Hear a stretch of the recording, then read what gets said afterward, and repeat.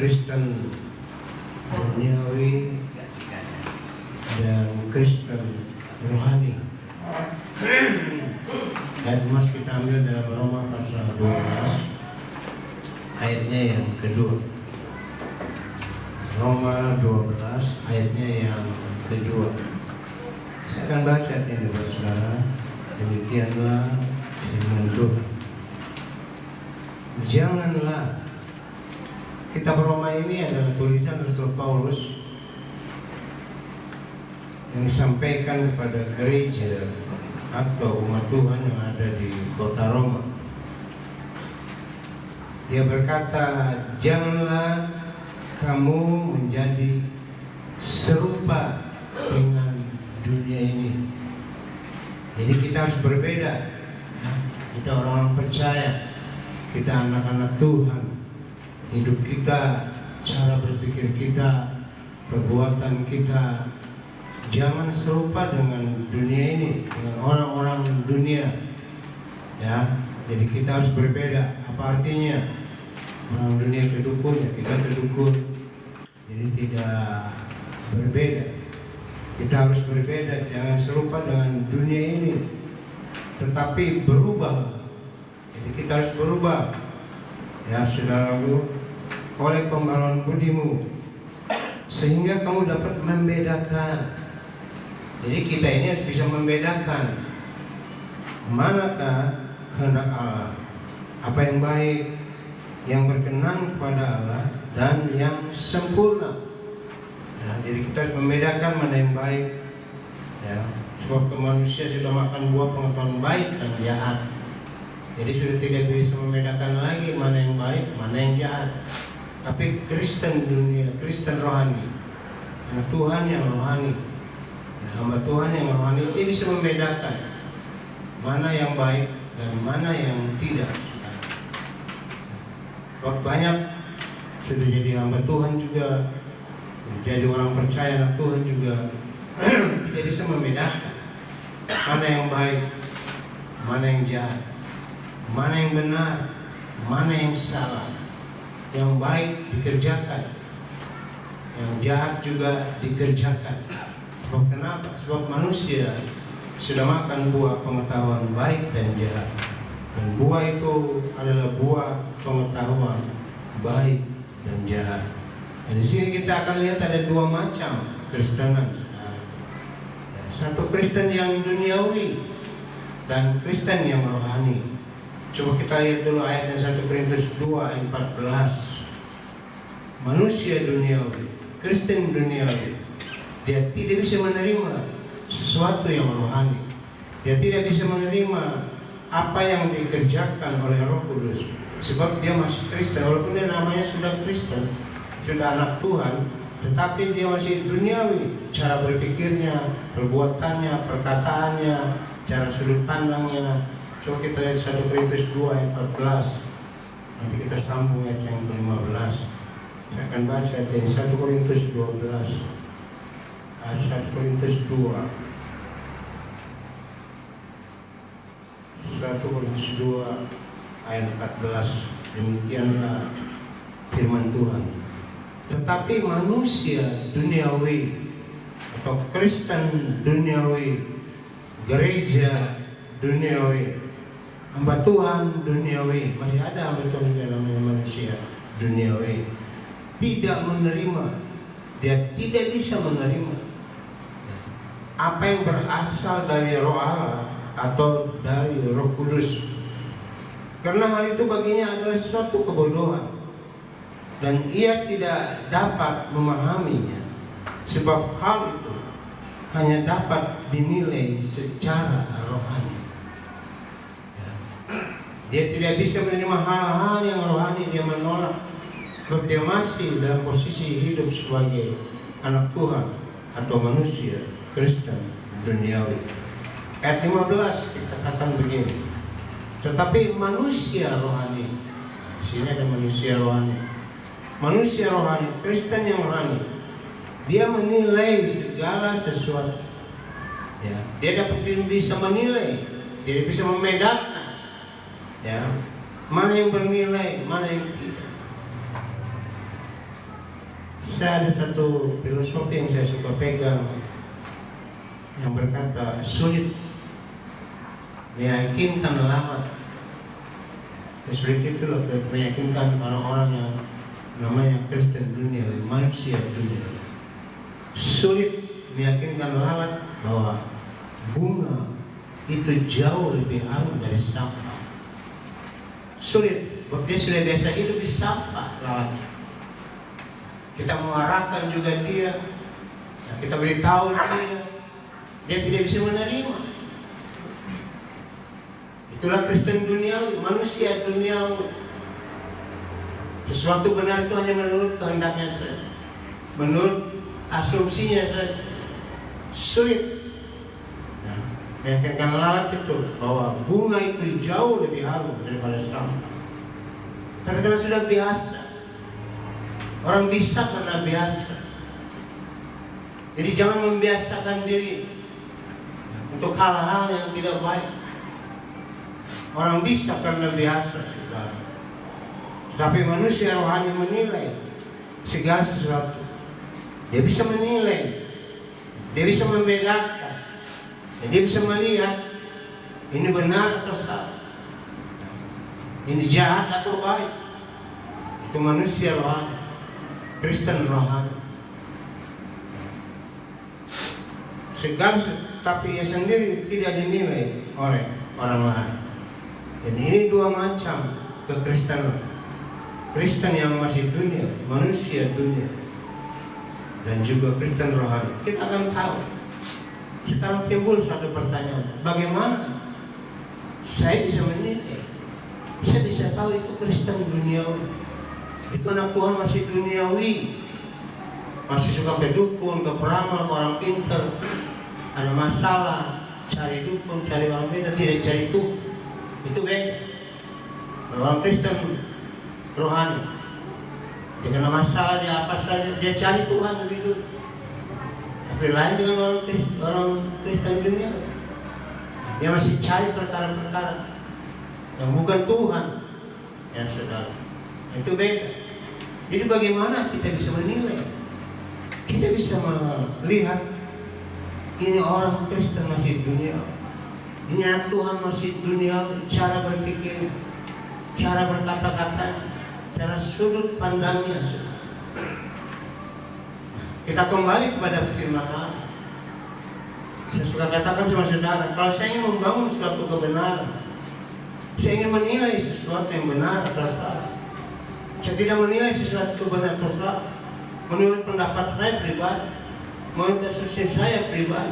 Sebab firman Tuhan katakan, kebenaran manusia seperti kain yang lara, kain yang sudah usang, kain yang sudah terpakai puluhan tahun. Kebenaran manusia seperti begitu. Apa tuh kain yang lara, kain yang usang? Kain yang usang, dia kena tarik sedikit saja, dia sudah sobek. Itu kain yang usang. Kebenaran manusia seperti begitu. Kalau saya ingin menilai sesuatu, saya ingin membangun sesuatu, maka saya punya dalil, harus punya dalil, punya dasar. Dan dasarnya itu firman Allah, saudara. Dasarnya itu firman Allah. Sebab di luar kebenaran firman Allah, itu menyesatkan, itu menyimpang namanya, saudara. Jadi harus ada dasar dalilnya firman Allah. Kalau saya ingin berbuat begini, saya ingin berbuat begitu. Kalau timbul satu keinginan dalam hidup, dalam pikiran saya ingin berbuat ini, saya ingin berusaha ini, saya ingin bekerja ini, timbul satu keinginan. Maka firman Tuhan kata, ujilah segala roh. Apakah keinginan ini dari Tuhan? Apakah ini kehendak Tuhan? Maka firman Tuhan katakan, kamu jangan bodoh. Kamu jangan bodoh.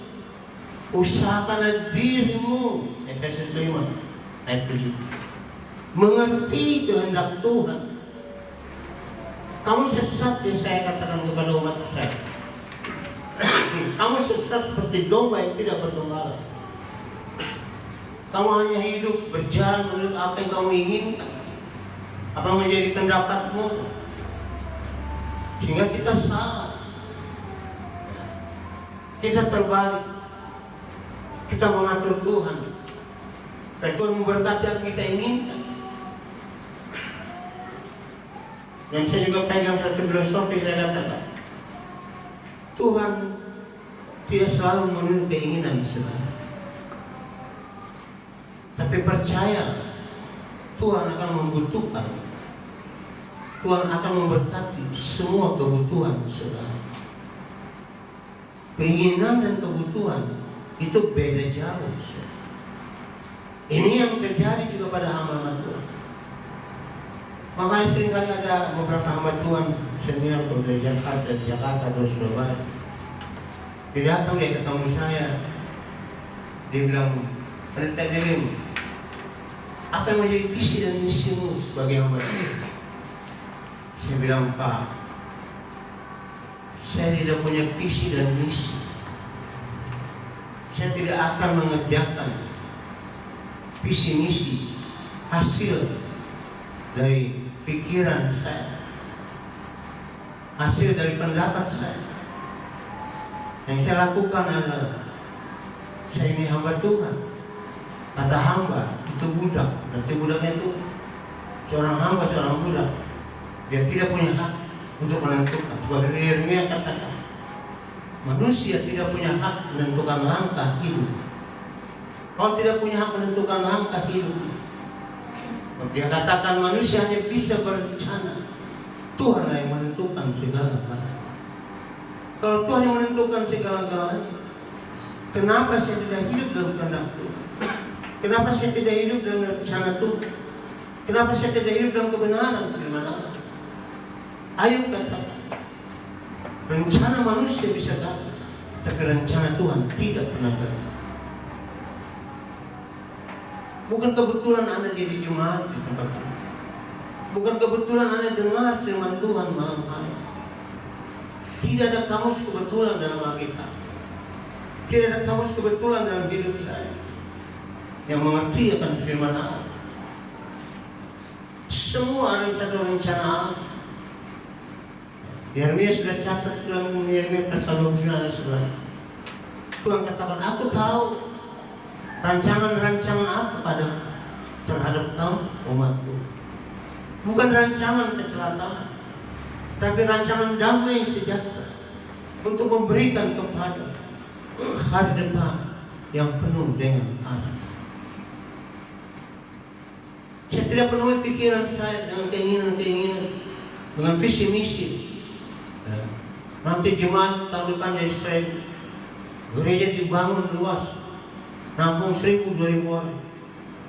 Saya pertanyakan, itu visi misi dari Tuhan atau dari daging manusia? Nah, itu harus bisa dibedakan.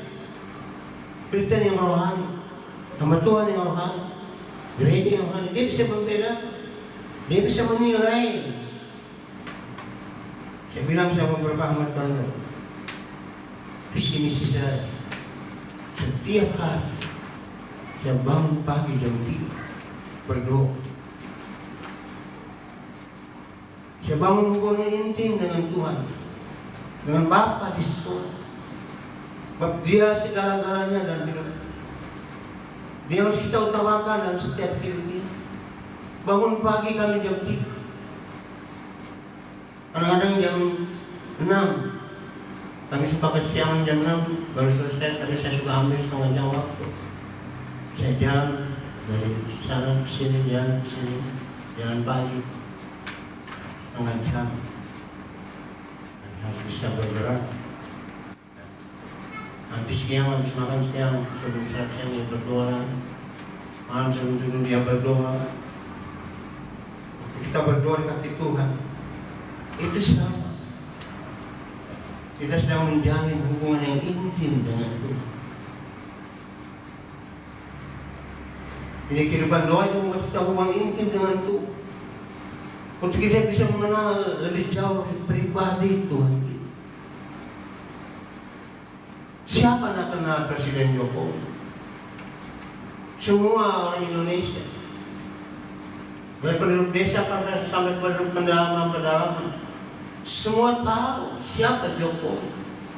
Jokowi orang nomor 1 di Indonesia yang bernama Presiden. Semua kita tahu. Kita kenal Jokowi sebagai Presiden. Orang nomor 1 di Indonesia kita kenal. Tapi kita tidak punya hubungan yang intim dengan dia. Kita kenal dia, dia tidak kenal kita. Karena kita tidak punya hubungan yang intim dengan dia. Ini yang terjadi dalam kehidupan kita. Kita kenal Tuhan Yesus. Kita percaya Tuhan Yesus mati dan bangun. Kita percaya Dia juru selamat kita. Kita percaya Dia akan datang kembali kali yang kedua. Tapi hubungan kita dengan Tuhan jauh. Tidak punya hubungan ini. Karena kita orang yang tidak suka berdoa. Kristen rohani. Dia orang Kristen yang suka berdoa. Dia punya hubungan yang intim dengan Tuhan. Kristen dunia.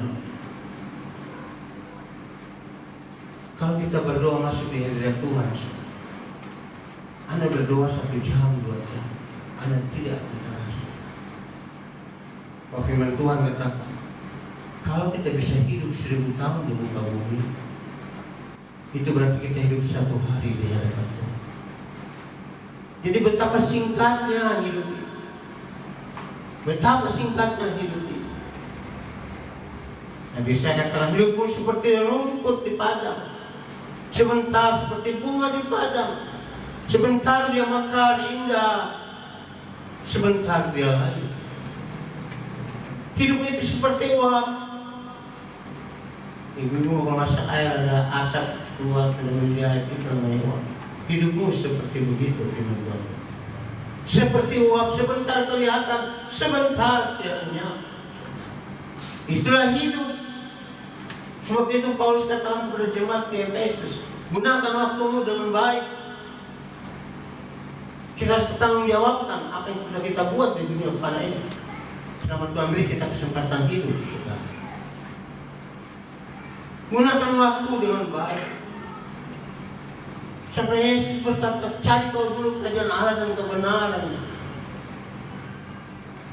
Apa itu kerajaan Allah dan kebenaran? Itu hal-hal yang rohani. Yang rohani dulu, baru yang jasmani akan mengikuti.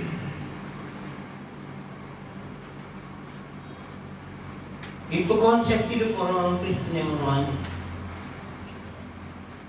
Punya hubungan intim dengan Tuhan. Berdoa itu bukan sekedar kata-kata. Doa itu sebuah relasi, sebuah hubungan. Dan di dalam doa juga jangan kita terus hanya kita berkata-kata. Kita juga dengar suara Tuhan.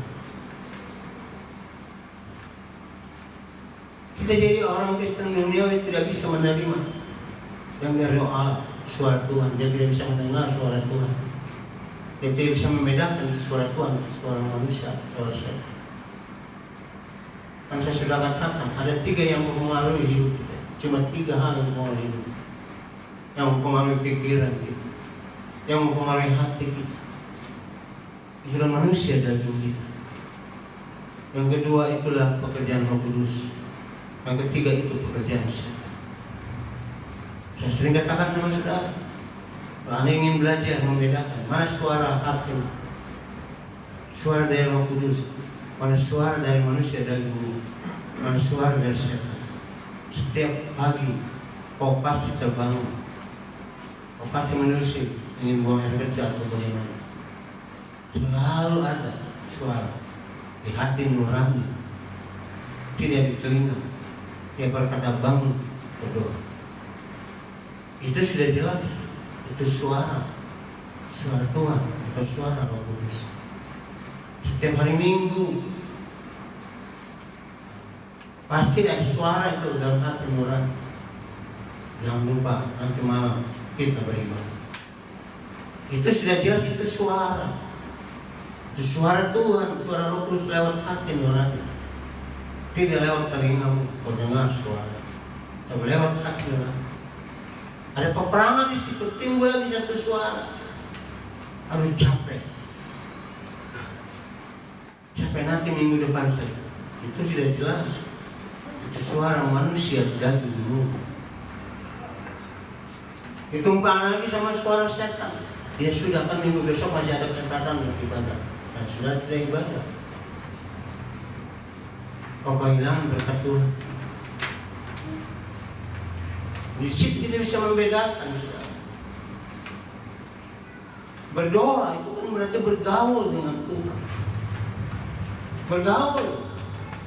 Firman Tuhan Raja Salomo kata dalam kitab Amsal, kalau kau bergaul dengan orang bijak, kau jadi bijak. Itu firman Tuhan.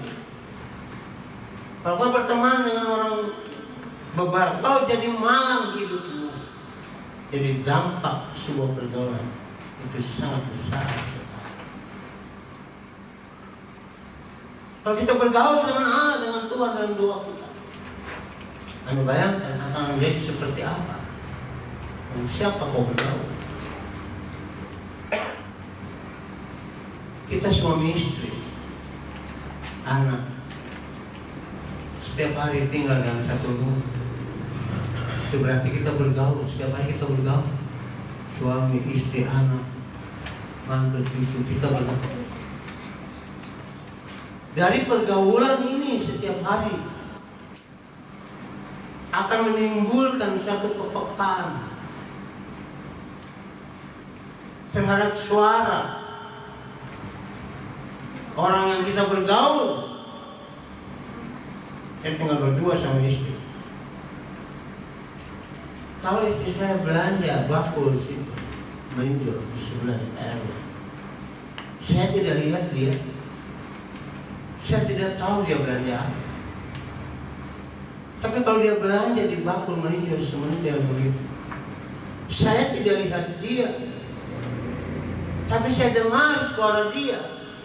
Saya bisa pastikan itu istri saya. Karena saya peka terhadap suaranya. Kenapa saya peka terhadap suaranya? Karena saya bergaul setiap hari dengan istri saya. Kalau kau bergaul dengan Tuhan, berdoa berarti kau bergaul dengan Tuhan.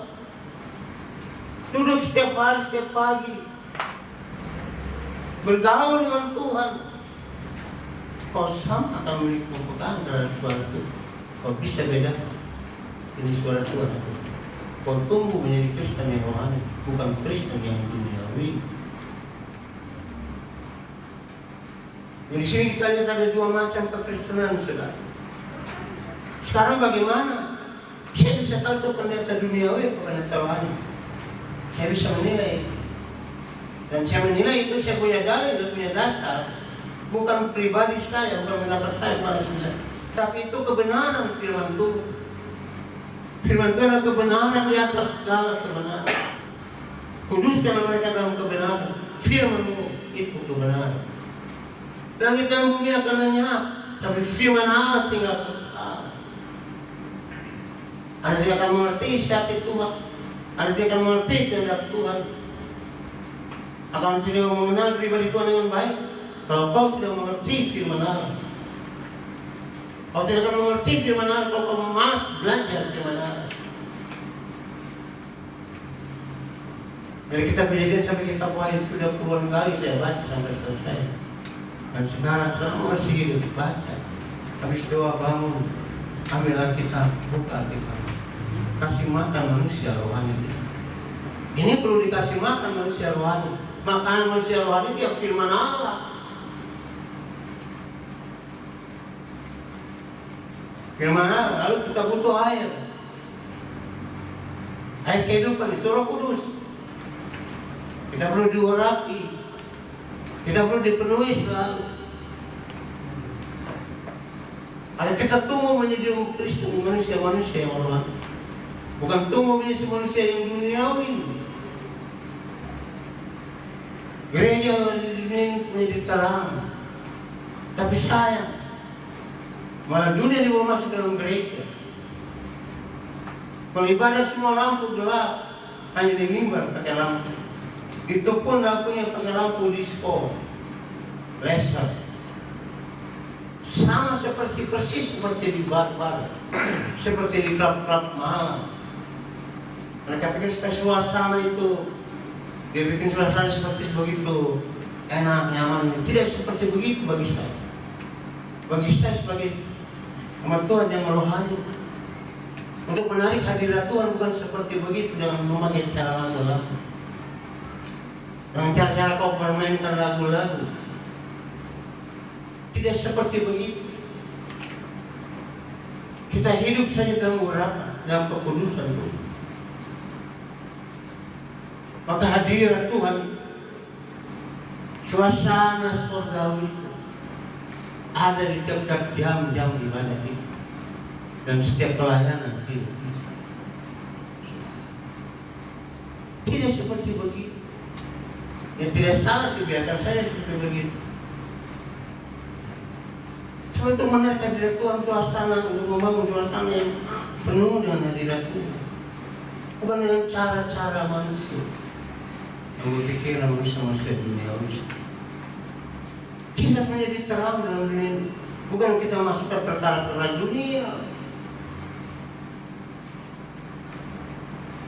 Sama juga jemaat juga pendapat saya.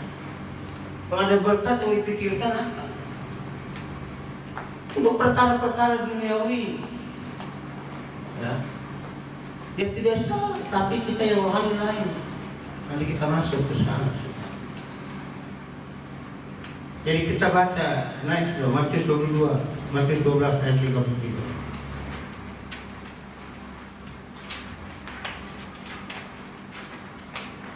Matius 12 ayat 33. Saya baca Matius 12:33. Demikianlah firman Tuhan. Matius 12 ada di catatan lembaran khotbah saudara. Lihat Matius 12:33. Demikianlah firman Allah. Jikalau suatu pohon kamu katakan baik, maka baik pula buahnya. Jikalau satu pohon kamu katakan tidak baik, maka tidak baik pula buahnya. Sebab dari buahnya pohon itu dikenal. Dari mana saya bisa menilai? Itu Kristen dunia, itu gereja dunia, itu pendeta dunia. Lihat dari buah. Tuhan Yesus sering menganalogikan kita manusia, membuat simbol kita manusia seperti sebuah pohon. Tapi pohon yang harus berbuah. Suatu saat dia lapar. Dia berkata kepada murid-muridnya, lihat di situ ada pohon ara. Dia ingin makan buah pohon ara untuk mengisi rasa lapar, rasa haus. Pada waktu dia hampiri buah pohon ara, dia cari buah. Itu pohon hanya berdaun lebat, tumbuh besar subur, tapi tidak berbuah. Yesus katakan mulai dari sekarang terkutuklah kau, tidak akan berbuah lagi sampai selama-lamanya. Dan pohon ara itu menjadi kering, layu dan mati.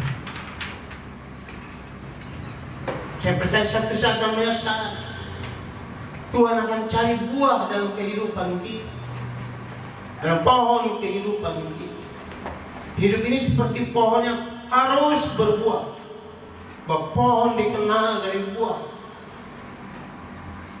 Kita akan kecewa kalau kita lihat pohon rambutan yang belum berbuah.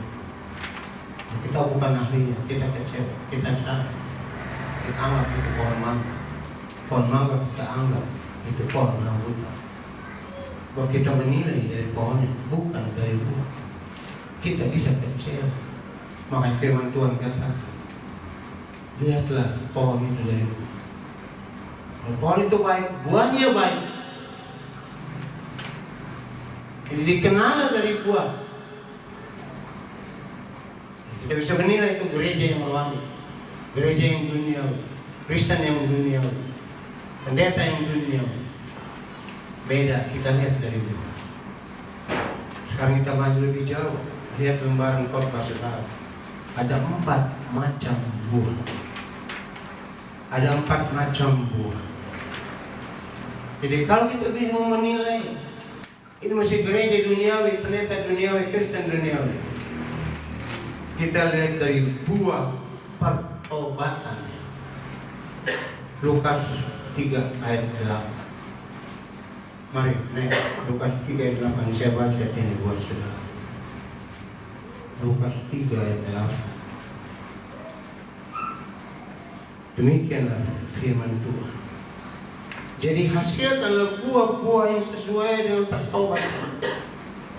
Dan jangan berpikir dalam hatimu, Abraham adalah bapa kami, karena aku berkata kepadamu, Allah dapat menjadikan anak-anak bagi Abraham dari batu-batu. Hasilkanlah buah-buah yang sesuai dengan pertobatan. Sudah jadi pendeta banyak yang bertobat. Ibu-ibu gembala banyak juga yang bertobat.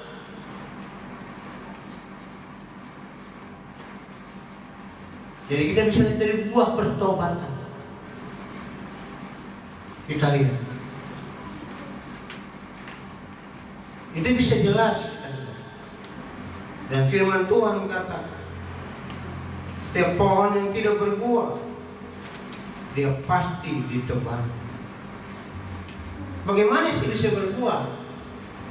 Yeremia katakan, orang yang mengandalkan Tuhan, yang menaruh harap kepada Tuhan, dia akan jadi seperti pohon yang ditanam di tepi aliran air. Dan daunnya tetap hijau, tidak terpengaruh dengan musim kemarau, musim hujan, musim apa saja. Dia tetap berbuah. Sebab pohon ini ditanam dekat aliran air.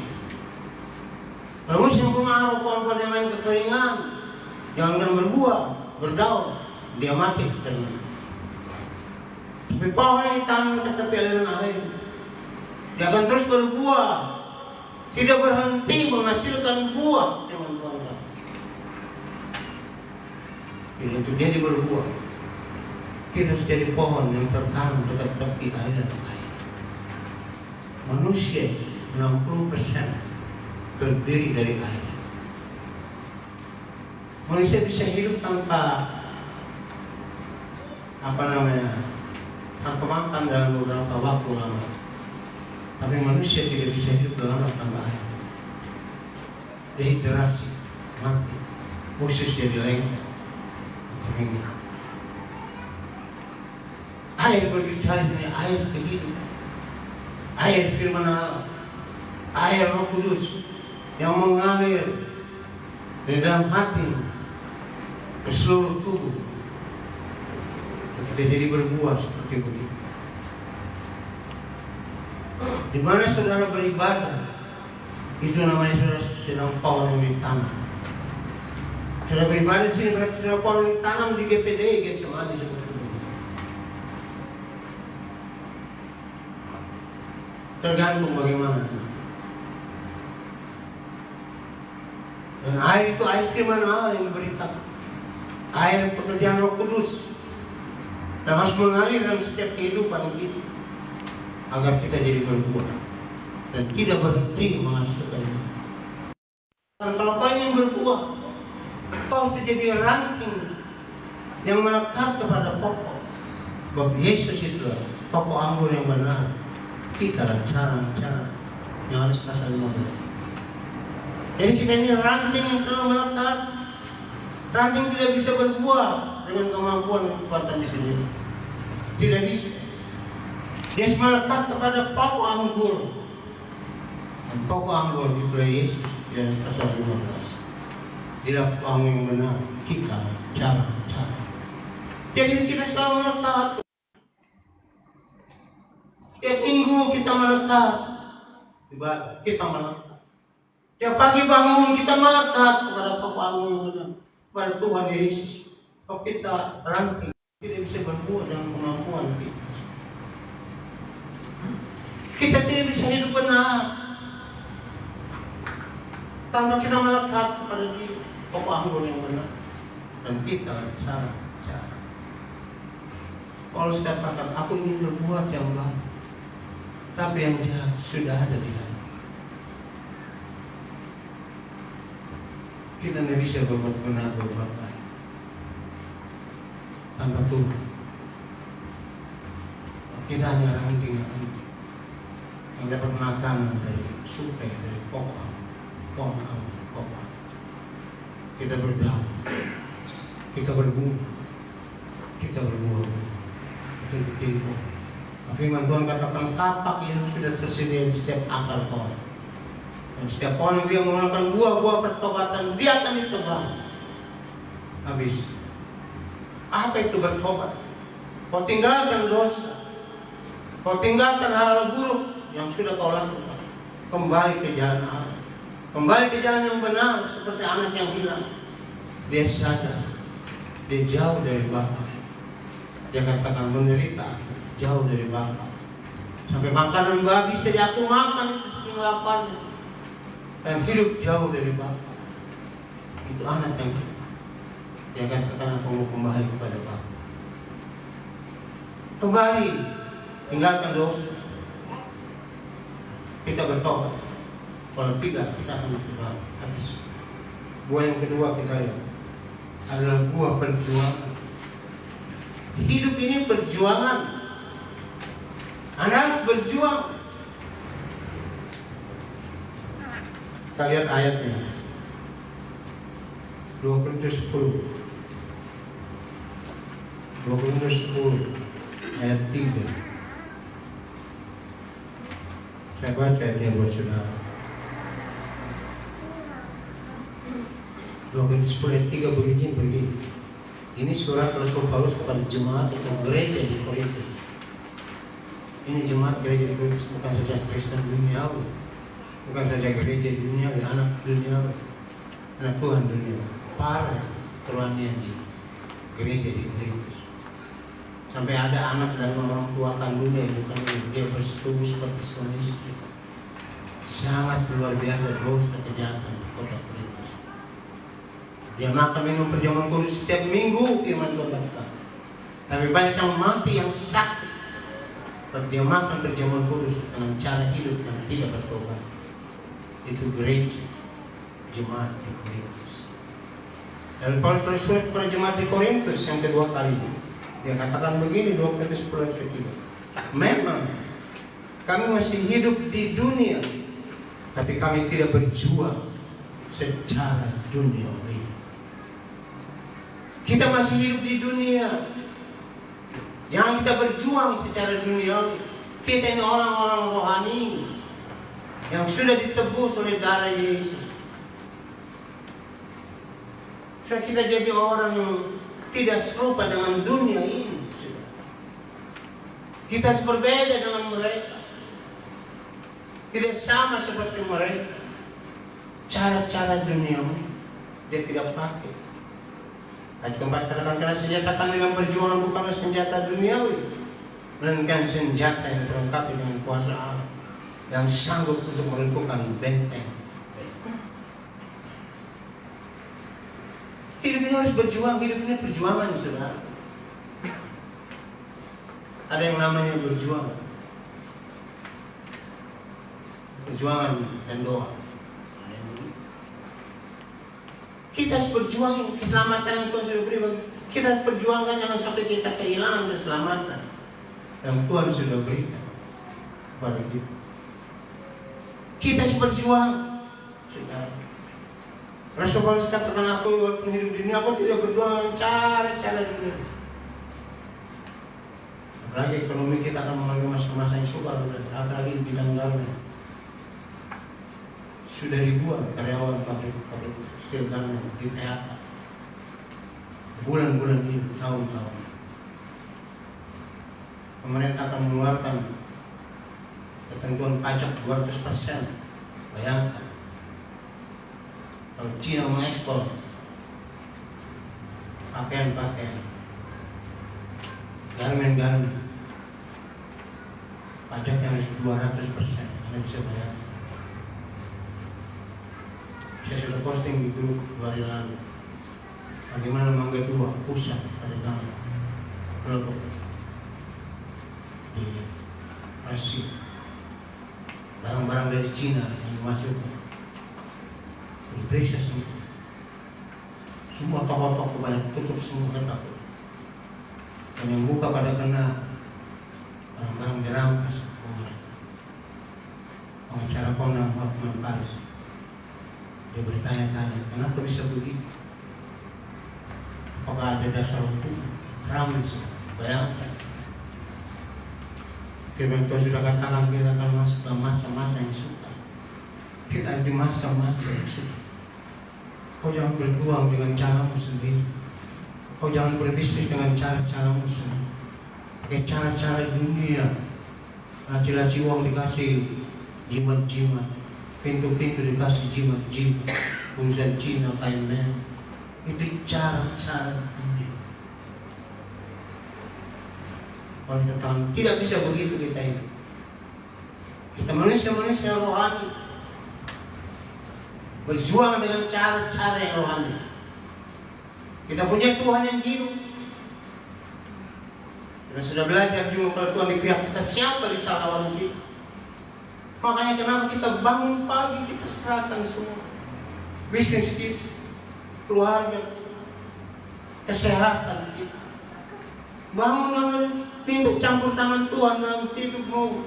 Kau minta penyertaan Tuhan dalam hidupmu. Sebab Dia Allah Immanuel. Kalau Tuhan yang berserta kita, mujizat, perkara-perkara besar ajaib menyertai hidup saudara dan saya. Dia Allah Immanuel. Sebentar lagi kita akan merayakan Dia lahir sebagai Allah ini. Anda butuh penyertaan Tuhan. Dengan siapa kau berjalan setiap hari? Itu menentukan kesuksesan keberhasilan setiap hari. Anda bayangkan kalau kau berjalan dengan Jokowi setiap hari, orang nomor satu di Indonesia, apa yang akan terjadi? Ada pengawal Mampis, penghalang-penghalang semua yang melintangi jalan, semua menyingkir semua. Sekarang Anda bayangkan kalau kita berjalan bersama Tuhan Yesus setiap hari. Dia pencipta langit bumi dengan segala isi. Dia menentukan segala-galanya. Langit bumi dengan segala isi, Dia mencipta. Dia menentukan hidup dan mati saudara. Sudah berjalan dengan Tuhan setiap hari. Akan terjadi. Daud katakanlah masuk pasal 23. Sekalipun aku berjalan dalam lembah kegelapan, sekalipun aku berjalan dalam bayang-bayang maut, aku tidak takut bahaya, sebab Tuhan beserta dengan aku. Mazmur 23 ayat 4. Bayangkan seperti begitu. Dan siapa kau berjalan setiap hari? Saya harus bangun setiap hari pagi, saya jam 3 pagi Anda masih tidur, saya sudah berdoa buat Anda. Tuhan berkati umatmu, kau percaya apa itu. Siang kau sibuk masih kerja, saya berdoa lagi 1 jam sampai 1 jam setengah. Malam Anda sudah tidur, saya masih berdoa lagi.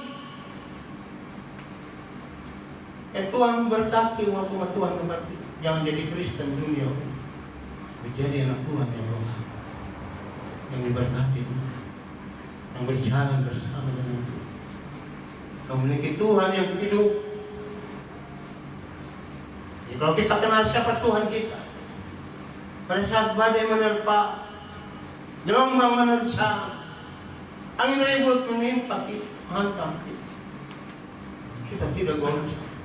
Kalau kita kenal siapa Tuhan kita, Dia Yesus Tuhan, Dia Allah Immanuel, Dia Allah yang peduli, Dia mati ganti kita. Dan sadar kita orang yang sangat dikasihi, orang sangat dihargai, dicintai. Kalau mereka jatuh dalam dosa, tidak ada pengampunan, dicampakkan. Dan kalau manusia jatuh dalam dosa, Tuhan mesti cari Adam di mana kau? Manusia kembali kepada jalan. Sadar hidup ini singkat. Jangan sampai waktu kita habis untuk perkara-perkara dunia. Namun kita masih hidup di mana katakan kalau saya. Walaupun aku hidup di dunia, aku tidak berjuang dengan cara-cara dunia. Perkara-perkara dunia yang kita kumpulkan tidak akan kita bawa. Itu sifatnya sementara. Paulus katakan dalam perjuangan, aku banyak mensusulkan air mata. Raja Hizkia, waktu berjuang, waktu sudah vonis, kamu akan mati. Sampaikan pesan kepada keluarga. Dia berjuang ingin hidup. Sebab dia masih muda, dia ingin hidup. Tapi sudah vonis. Dan itu sampaikan oleh Nabi Yesaya. Kau akan mati karena penyakit. Sampaikan pesan terakhir kepada Tuhan. Oh, dia berjuang untuk hidup. Tapi kerajaan. Kalau sekarang dokter presiden, dia tinggalkan, dia berjuang, dia masuk kamar, dia berdoa pada Tuhan. Inilah perjuangan dengan doa, perjuangan dengan yang mata. Dia nangis di kaki Tuhan, Tuhan, aku sudah hidup di dalam dengan setia. Aku tulus. Dan Tuhan apa katakan kepada Nabi Yesaya, cepat kamu pergi ke Raja Hizkia. Aku lihat dia menangis, dia berjuang ingin hidup, dia berdoa. Katakan kepada, aku dengar doa dan kulihat air mata. Kuperpanjang umurmu 15 tahun. Sudah vonis, tidak akan hidup, dia mati karena penyakit. Sampaikan kepada pesan Tuhan. Tapi dia berjuang dengan doa dan air mata. Dia menangis di kaki itu. Dia minta kaki itu. Aku sudah hidup dengan setia, makanya kesetiaan itu sudah jangan sampai hilang dari hidup. Setia ikut Tuhan. Kesetiaanmu diperhatikan sama Tuhan. Tuhan dengar orang dua orang yang sama. Tuhan katakan, sampaikan kepada Raja Hizkia, umurmu diperpanjang 15 tahun. Kau sehat kembali. Dia berjuang dengan cara rohani dan doa dan air mata.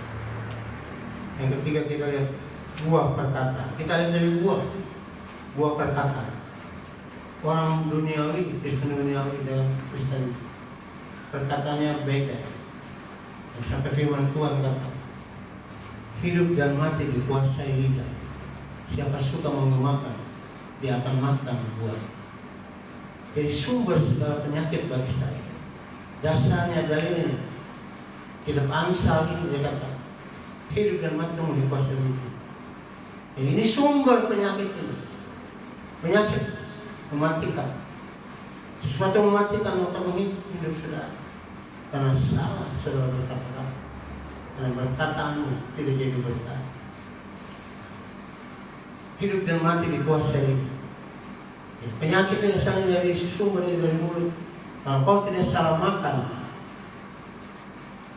kau salah bicara, itu sudah pasti.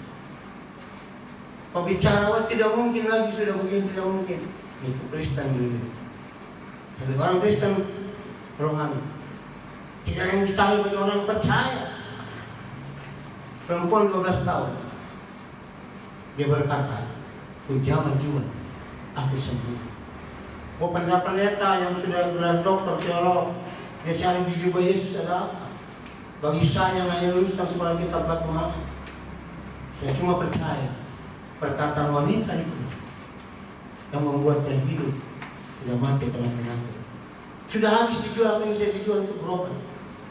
Tidak ada tabib yang bisa menyembuhkan dia, tidak ada dokter yang bisa menyembuhkan dia. Tapi dia dengar Tuhan Yesus akan lewat depan rumahnya. Dia berkata kepada jiwa, asalku zaman juga, aku sembuh. Waktu Yesus lewat, murid-murid halangi dia. Dia tidak kuat berjalan, dia berangkang sebab 12 tahun pendarahan terus, kemungkinan untuk kanker sel. Dia berangkang hampir Yesus. Waktu dia sudah berkata, aku zaman juga yang aku sembuh. Dia zaman juga Yesus. Ajaib, ajaib. Dia sembuh. Perkataannya ini yang membawa dia untuk hidup. Benar firman Tuhan katakan, hidup dan mati dikuasai hidup. Siapa suka menggunakan, dia akan makan. Terakhir kita lihat di sini, dua pikiran. Anda ingin melihat orang benar dan orang tidak benar.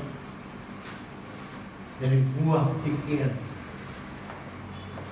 Orang yang percaya, yang rohani, dia memiliki pikiran Kristus.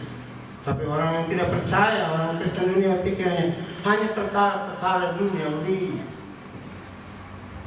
Kalau orang Kristen yang rohani, pendeta yang rohani, kalau ada berkat, dia berpikir untuk perkara-perkara yang rohani, membantu pekerjaan Tuhan. Itu konsep berpikirnya orang-orang gereja-gereja atau pendeta-pendeta Kristen yang rohani. Kristen yang duniawi lain, kalau ada berkat-berkat, selalu yang dipikirkan hanya untuk perkara-perkara dunia, hanya untuk kesenangan tubuh saja. Dan tidak salah. Tapi kalau pikiran saudara konsepnya ke sana terus, itu tanda kau masih Kristen duniawi. Saya lihat berdapat tentang ibu domba, berdoanya apa? Minta berkat-berkat apa? Hanya untuk pergi ke Israel, berdoa, doa puasa buat apa? Kumpul-kumpul berkat. Sekarang kumpul-kumpul ada banyak pendeta-pendeta kumpul berkat, nabung. Hanya untuk bisa pergi dan saya mau menabung, buat nggak perlu bagi saya seperti begitu. Kalau ada berkat yang pergi tidak apa. Dan konsep berpikir saya seperti begitu menandakan saya masih Kristen duniawi, saya masih pendeta duniawi, tidak memiliki pikiran Kristus. Saya mau menabung. Lihat ada ibu janda yang susah, baik jemaat lain juga. Saya mau menabung buat itu, saya mau kumpulkan uang buat itu, buat kesenangan daging saja. Dan ibu pendeta juga kalau sudah dapat berkat banyak, diberikan emas, tanggalkan ganungan di sini. Dan tidak sama. Tapi kalau konsep berpikirmu seperti begitu, kamu masih pendeta duniawi, kamu masih jadi ibu pendeta duniawi. Itu namanya perkara duniawi saja. Tidak ada berpikir saya ingin menabung, saya ingin membantu ibu janda. Baik kamar Tuhan, baik jemaat yang masih kurang hidupnya susah. Dan karena setiap malam menangis, kau sekolah anak tidak bisa, kukuliahkan anak tidak ada dalam. Apa pernah kau berpikir ke sana berlagu? Dan karena konsep berpikirmu sudah manusia duniawi, Kristen duniawi. Bangga dan pendeta saya sudah 3 kali ke Israel. Apa maksud? Itu kan kesenangan daging saya. Habis. Saya beli cincin 11 juta harganya itu. Hasil saya khotbah, saya kumpulkan waktu saya pulang ke Rangkas ke keluarga saya, kasih angpau sama keluarga. Saya lihat itu gereja rubuh, ibu janda, saya lepas, saya jual, bagian saya pastikan sampai sekarang. Gereja sudah berdiri sekarang. Saya merobohkan itu. Dan Tuhan kalau saya berkati keuangan saya. Saya ingin jadi berkat. Itu konsep berpikir pendeta yang orang, dan pendeta yang duniawi.